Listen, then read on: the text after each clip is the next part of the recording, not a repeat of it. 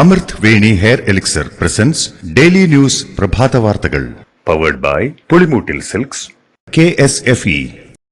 ഈ ആണുങ്ങൾക്ക് മാത്രം എന്താ ഇത്ര അധികം നെറ്റ് കെയറിലും ഹെയർ ലോസ് ഒക്കെ ഉണ്ടാവണേ? ആണുങ്ങളുടെ ഹെയർ ലോസിന്റെ മേജർ റീസൺസ് തന്നെ ഡിഫറെന്റ് ആണ്. സ്കാൽപ്പിലുള്ള 5 ആൽഫ റിഡക്ടേസ് എന്ന എൻസൈം നിങ്ങളുടെ ഹോർമോണുമായി ചേർന്ന് ഹെയർ ഫോളിക്കിൾസിനെ ചുരുക്കുന്നു. Amrit Veni hair elixir for men use ചെയ്യൂ. പുരുഷന്മാർക്ക് വേണ്ടി ബയോടെക്നോളജി പ്രകാരം പ്രത്യേകം ഡെവലപ്പ് ചെയ്തത്. നമസ്കാരം, ഞാൻ ഡെയ്സി ബിജു. ഡെയിലി ന്യൂസിന്റെ പ്രഭാത വാർത്തകളിലേക്ക് സ്വാഗതം. ഇന്ന് മാർച്ച് 27 വ്യാഴാഴ്ച. 2021 BJPക്കാർ കൊണ്ടുവന്ന കുഴൽപ്പണം ഉപയോഗിച്ചാണ് CPM നിയമസഭാ തെരഞ്ഞെടുപ്പ് ജയിച്ച് തുടർഭരണം നേടിയതെന്ന് KPCC president K. Sudhakaran MP. 60-ലധികം സീറ്റുകളിലാണ് BJPയുടെ വോട്ട് മറഞ്ഞതെന്നും പ്രത്യുപകരമായി കൊടകര കുഴൽപ്പണ കേസ് പിണറായി സർക്കാർ EDക്ക് കൈമാറി BJP നേതാക്കളെ രക്ഷിച്ചെടുത്തെന്നും സുധാകരൻ ആരോപിച്ചു. ആശ്രിത നിയമനത്തിന്റെ മാനദണ്ഡങ്ങൾ സംസ്ഥാന സർക്കാർ പുതുക്കി.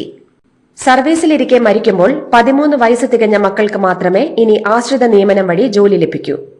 സർവീസ് നീട്ടിക്കൊടുക്കൽ വഴിയോ പുനർനിയമനം മുഖേനയോ സർവീസിൽ തുടരുകയും ആ സമയത്ത് മരണമടയുകയും ചെയ്യുന്ന ജീവനക്കാരുടെ ആശ്രിതർക്ക് അർഹതയുണ്ടായിരിക്കില്ല. മരണപ്പെട്ട ജീവനക്കാരന്റെ കുടുംബ വാർഷിക വരുമാനം 8 ലക്ഷം രൂപയിൽ കവിയാൻ പാടില്ലെന്നതും പുതിയ വ്യവസ്ഥയിലുണ്ട്. സാമൂഹ്യ സുരക്ഷാ പെൻഷൻ അനർഹമായി കൈപ്പറ്റിയ ജീവനക്കാരുടെ സസ്പെൻഷൻ പിൻവലിച്ചു. റവന്യൂ വകുപ്പിലെ 16 ജീവനക്കാരുടെ സസ്പെൻഷനാണ് പിൻവലിച്ചത്. പെൻഷനായി കൈപ്പറ്റിയ തുക പ്രതിവർഷം 18% പലിശ സഹിതം തിരിച്ചടച്ചവരെയാണ് തിരികെയെടുത്തത്. ഡിസംബർ 26-നാണ് റവന്യൂ വകുപ്പിൽ നിന്ന് ക്ഷേമ പെൻഷൻ അനർഹമായി കൈപ്പറ്റിയ 38 ജീവനക്കാരെ സസ്പെൻഡ് ചെയ്തത്. കേന്ദ്രഭരണ പ്രദേശമായ പുതുച്ചേരിയിൽ ആശാ വർക്കർമാരുടെ ഓണറേറിയം 10,000 രൂപയിൽ നിന്നും 18,000 രൂപയായി ഉയർത്തുമെന്ന് മുഖ്യമന്ത്രി N. രംഗസ്വാമി പ്രഖ്യാപിച്ചു. ഇന്നലെ നിയമസഭയിൽ ധനാഭ്യർത്ഥന ചർച്ചയ്ക്കിടെയാണ് പ്രഖ്യാപനം. സംസ്ഥാനത്തെ 300 ആശാപ്രവർത്തകർക്കും ഓണറേറിയം വർധനയുടെ നേട്ടം ലഭിക്കും. വിഴിഞ്ഞം അന്താരാഷ്ട്ര തുറമുഖ പദ്ധതിയുടെ ഭാഗമായി പുതിയ മത്സ്യബന്ധന തുറമുഖം വികസിപ്പിക്കുന്നതിനുള്ള പദ്ധതിക്ക് അംഗീകാരം. വിഴിഞ്ഞത്ത് നിലവിലുള്ള മത്സ്യബന്ധന തുറമുഖത്തിന്റെ പ്രവേശന കവാടത്തിൽ സന്തുലിതാവസ്ഥ മെച്ചപ്പെടുത്തുന്നതിനുള്ള ബ്രേക്ക് വാട്ടർ നിർമ്മാണമടക്കം CWRPS സമർപ്പിച്ച അന്തിമ രൂപരേഖയുടെ അടിസ്ഥാനത്തിൽ 2 പാക്കേജുകളായി തുറമുഖ പദ്ധതി നടപ്പാക്കും. 271 കോടി രൂപയുടേതാണ് പദ്ധതി. മുണ്ടക്കൈ ചൂരൽമല ഉരുൾപൊട്ടൽ ദുരന്ത ഭൂമിയുടെ പുനർനിർമ്മാണ പുനരധിവാസ പ്രക്രിയ ലോകത്തിനു മുന്നിൽ കേരളം സമർപ്പിക്കുന്ന പുതിയൊരു മാതൃകയാണെന്ന് റവന്യൂ മന്ത്രി K. രാജൻ. കൽപ്പറ്റ മേപ്പാടിയിലെ എൽസ്റ്റോൺ എസ്റ്റേറ്റിൽ ദുരന്തബാധിതർക്കുള്ള ടൌൺഷിപ്പിന് മുഖ്യമന്ത്രി പിണറായി വിജയൻ ഇന്ന് തറക്കല്ലിടുന്നതോടെ പുനർനിർമ്മാണത്തിന്റെ പ്രധാന ഘട്ടത്തിലേക്ക് പ്രവേശിക്കുമെന്നും മന്ത്രി വിവരിച്ചു. ആശാ വർക്കർമാർക്ക് 12,000 രൂപ വർഷം തോറും നൽകുമെന്ന് പാലക്കാട് നഗരസഭ. ബജറ്റ് പ്രസംഗത്തിലാണ് നഗരസഭയുടെ പ്രഖ്യാപനം. ഇതിലൂടെ മാസം നഗരസഭയിലെ ഓരോ ആശാ വർക്കർമാർക്കും 1,000 രൂപ വീതം അധിക വരുമാനം ലഭിക്കും. BJPയാണ് പാലക്കാട് നഗരസഭ ഭരിക്കുന്നത്.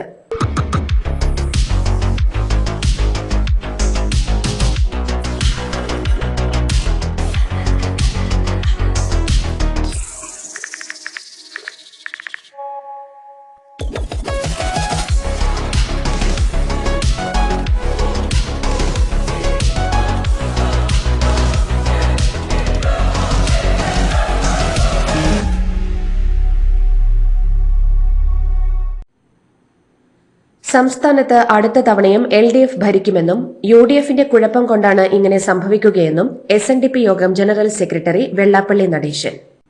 BJPയുടെ പുതിയ സംസ്ഥാന അധ്യക്ഷൻ രാജീവ് ചന്ദ്രശേഖറിനെ മാന്യനായ വ്യക്തിയെന്ന് വിശേഷിപ്പിച്ച അദ്ദേഹം PC ജോർജിനെ നിശിതമായി വിമർശിച്ചു.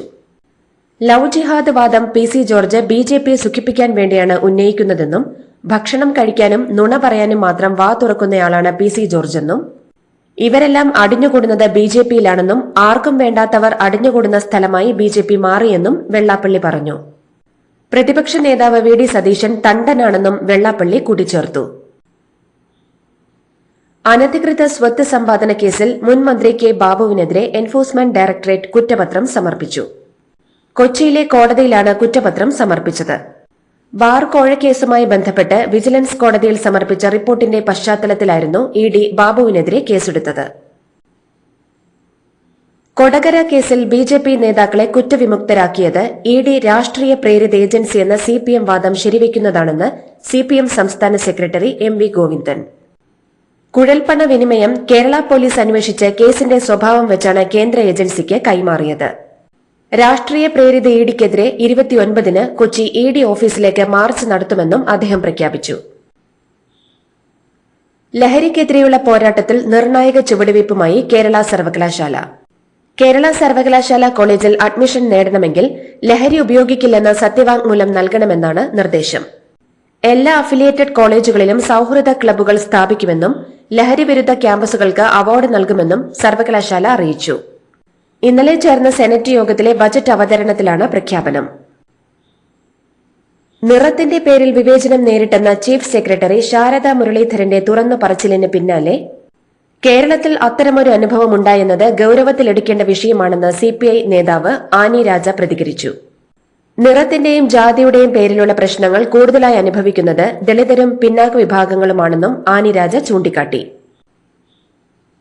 കൊടകര കുഴൽപ്പണ കേസിൽ ബിജെപി ബന്ധം തള്ളിയ ഇഡി കുറ്റപത്രത്തിന് വിരുദ്ധമായി സംസ്ഥാന പോലീസിന്റെ തുടരന്വേഷണ റിപ്പോർട്ട്.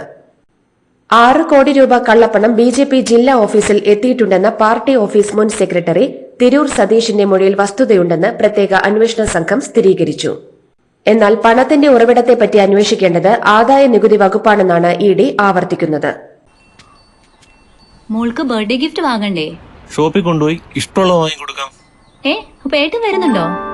ഗിഫ്റ്റ് കാർഡ് വരും. അതെ, ഓരോ ചിട്ടിയിലും ഒരാൾക്ക് 5000 രൂപയുടെ ഗിഫ്റ്റ് കാർഡ് സമ്മാനം. മെഗാ സമ്മാനമാണെങ്കിലോ പുതുപുത്തൻ ബെൻസ് കാർ. 2ാം സമ്മാനം ഇന്നോവ ക്രിസ്റ്റ, അതും 17 ഇത്തവണ സമ്മാനങ്ങളുടെ നക്ഷത്രത്തിലക്കവുമായി KSFE ഗാലക്സി ചിട്ടികൾ.